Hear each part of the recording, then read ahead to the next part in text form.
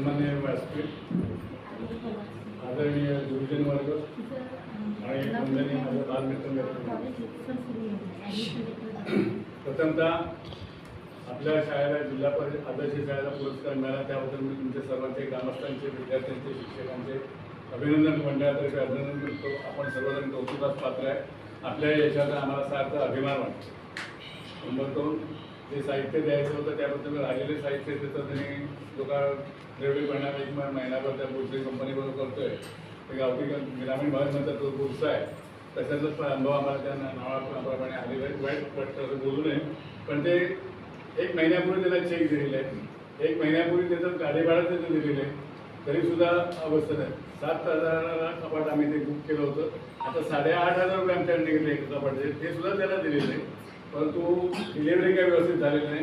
ह्या मॅडम 2दा गेल्या होत्या आणि जे कोण संजय कोरे हे बिचारे वारंवार आंबेड हायस्कूलचे मुख्याध्यापक ते बिचारे वारंवार तिथे प्रयत्न करतात. तर त्याने सांगितलं तुमचा नंबर द्या, तुम्ही चेक द्या. त्यामुळे मी चेक देतो म्हणून त्याने सांगावं होतं. म्हणजे आता वाईट अनुभव यायला नको होता, तो आला. ठीक आहे. दुसरं एक सूचना करतो तुम्हाला सर्व ग्रामस्थांना आणखी शिक्षकांना.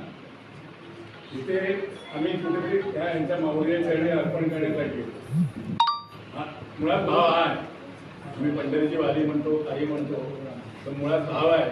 आणि ह्या यांच्या चरणी आम्ही देणारे कोण नाही. आम्ही पण तुमच्याकडे सर्वसाधारण कर्मचारी वर्ग आहोत. फक्त ह्या माऊलीच्या चरणी अर्पण करून आम्हाला जे काही सात्विकता आणि समाधान मिळतं ते पुढच्या वर्षभरापर्यंत टिकतं आणि त्यातून आम्हाला काहीतरी प्रेरणा मिळते. हे आम्ही इथे आता आम्हाला वाटलं, कुठे काही शिक्षकांनी सांगितलं, ग्रामस्थांनी सांगितलं की शिक्षकांनी सांगितली शाळेची गरज आहे. ती शाळेची गरज आहे म्हणून सांगितलं तर आम्हाला ते पटलं आणि राहवलं नाही तर आम्ही जाहीर करतो हे तुम्हाला पुढच्या वर्षी आम्ही देऊ. पण हे देत असताना कोणतरी दाते आम्हाला मिळत असतात. आता आपल्या हातामध्ये की आपण किती देतो याला महत्त्व नाही, देण्याची दानत किती आहे हे फार महत्त्वाचं आहे. आणि त्या पद्धतीने आपल्याला सर्व मिळत असतं. आणि जे आम्हाला जे काय मिळतं आहे यांच्या चरणी अर्पण करायची, यांची जी प्रेरणा असेल, यांचे सुभाषित असेल, ही त्या ईश्वराकडे, नागलेश्वराकडे म्हणा किंवा कुठल्या जे आपले 33 कोटी देव आहे त्यातला कुठल्या तरी एका देवाकडे प्रार्थना करत असतील की यांच्या हातात काहीतरी लागून ते म्हणजे आमच्या जवळ ते पोहोचेल म्हणून आम्हाला ते मिळतं. आम्ही काय करतो ही आमची भावना नाही, तसं तुम्हीही समजू नका. आणि कोकण हा आमचा एक शापित दृष्टी आहे परशुरामाची, मानपानाची. त्याच्यामुळे बराचसा अर्धा विकास हा मानपानामुळे आमचा म्हणजे नष्ट होत चाललेला आहे. आणि शाळेची गळती संख्या आहे तर ह्या वर्षी रत्नागिरी जिल्ह्यामध्ये 156 माध्यमिक शाळा बंद होत आहेत. 156 माध्यमिक शाळा बंद होत आहेत. 189 शिक्षक अतिरिक्त होत आहेत. समायोजित काय तुमचं काय भाषा काय असेल ती शासकीय. 127 कारकून आणि शिपाई यांची पदं अतिरिक्त झालेली आहेत. आपण नुसतं सरकारी नियम सरकारी असं बोलून चालत नाही, पण काही काही ठिकाणी अशी व्यवस्था आहे की याच्यात 5-6 वर्षापूर्वी 2 मुलं 2 शिक्षक, आता 1 मुलगा 1 शिक्षक. म्हणजे हे कुठेतरी काहीतरी त्यात बदलायचं. आपण काय जबाबदारी आपल्या येते की नाही, आपण असं बोट दाखवतो ते आपली 4 बोटं आपल्याकडे येतात. तर आपल्या याच्याकडे का शिक्षकांच्या मध्ये 2-3 इथे जिल्ह्यामध्ये पाहिलं तर प्राथमिक शिक्षणाच्या काही बऱ्याच संघटना आहेत, कामगार संघटना, वेगवेगळ्या संघटनेशी बोलण्याचा प्रयत्न येतो. त्यामुळे आम्ही मुलं शेतकरी ग्रामस्थांकडे जातो, मुलांना पाठवा म्हणून सांगतो, मग ते पाठवत नाही. मग त्यांना मी विचारलं, भेटले होते 4 संघटनेचे प्रतिनिधी होते वेगवेगळ्या म्हणजे ज्याला मान्यता प्राप्त आहे त्यातले. तर म्हटलं तुम्ही त्यांच्यावर जाता तर तुम्ही तुमच्यावर तुमचा विश्वास आहे का?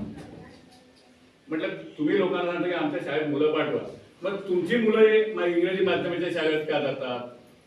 तुम्ही तुमच्या मुलांना तिथे घाला, तर आमच्या मुलाला घातलं तर काय वेळ असे आम्हाला पालक विचारतात. त्यात पालकांचं काय चुकलं आणि शिक्षकांचं काय चुकलं हा पालकाने विचार करावा आणि शिक्षकाने विचार करावा.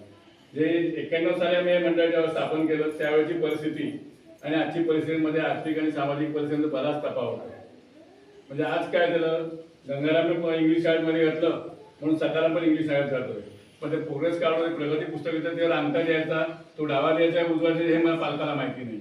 पण ध्यास इंग्लिश आहे. त्याच्यामुळे काय होतंय, ही सकाळी मुलांना खेळण्याचं वय आहे, चाइल्ड सायकोलॉजी म्हणतात, ती सकाळी मुलांना खेळण्याचं वय. सकाळी 6 वाजता 6:30 वाजता तुम्ही वेशीवर घेऊन जाता, तिथे गाडी येते, मुलगा डोळे चोळत शाळेत जातोय, 3री 2री 1ली 2रीला सिनियरला. मग घरी पण शिकवत नाहीत. मग शाळेत तिथे 1 वाजता शाळा सुटते, 2 वाजता मग ताबडतोब त्याला आपण घरी शिकवायला क्लासला घालायचं. तो क्लास 4 वाजता असं मेसेज, म्हणजे त्याचं जीवन बालपण जे आहे हे तुम्ही संपूर्ण आपण नष्ट करतोय. हे कशासाठी करतोय? मग त्याच्यामुळे धड मराठी पण तुमचं होत नाही, धड इंग्लिश पण होत नाही, तुमचं मार्गदर्शन पण नाही. आणि त्याच्यामुळे शाळा भयावह सामाजिक जी दुरावस्था निर्माण झाली, सामाजिक जो दुरावस्था झाला तो फार करायचा. पूर्वी आम्हाला पाठांतर असायचं, आता ही व्हॉट्सअप युनिव्हर्सिटी झालेली आहे. आपण अभिमानाने सांगतो, मला मोबाईल काय समजत नाही, माझ्या नातूला बरोबर येतो, मी त्याच्याकडे देतो, तो करून देतो. हे चूक आहे. त्याने एडिक होतात टीव्हीवर किंवा नाही, रविवारची वर्तमानपत्रात देतात तर रकाने भरून येतात. हे पूर्वी आम्हाला 71 म्हणजे 11वीला शिकत असताना यंत्र मानवाला शाप किंवा वजन हा एक विषय होता. त्याच्यावर आम्ही आज काय बघितलं तर काय ते फायदे पण आहेत, तोटे पण आहेत. काय घ्यावं हा आपला म्हणजे आपण काय घ्यायचं हे याची दिशा निर्णय चुकतोय. तर ते त्याच्यामध्ये कमी ऍडिंग होत आहेत.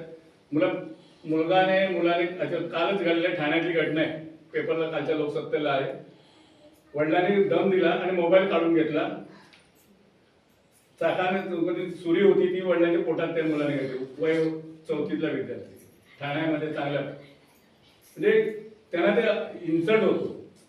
आता त्या मुलाला जर काय सांगितलं ना तर ताबडतोब इगो त्यांचा हट होतो. पूर्वी सांगितलं जर गप्प बसतात पुढे आपण बाजूला जात होतो, पण मला त्यांच्यासमोर कशाला बोललीस, मला नंतर येऊन सांगायचं होतं. ही सायकोलॉजी आहे, बदलती परिस्थिती. त्याच्या शिक्षकांनी पण जास्त वेळेचा अपयोग होतोय. आणि हे इथे देण्याचा कधी प्रयत्न करू नका. याच्यापुढे मी तुम्हाला हात जोडून तुम्हाला विनंती करतोय, हे परत कुठल्या म्हणजे आमच्या मंडळासाठी तरी हा इथे येण्याचा कोणाला प्रयत्न करून हा इथे मुलांना तुम्ही द्या.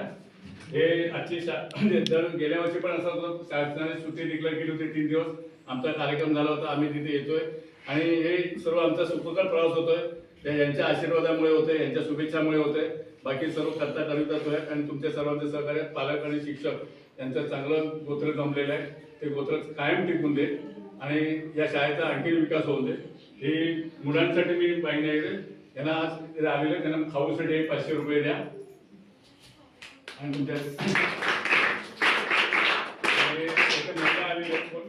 हळदीकुंकूसाठी तुमच्या हळदीकुंकू करत यासाठी 500 रुपये या.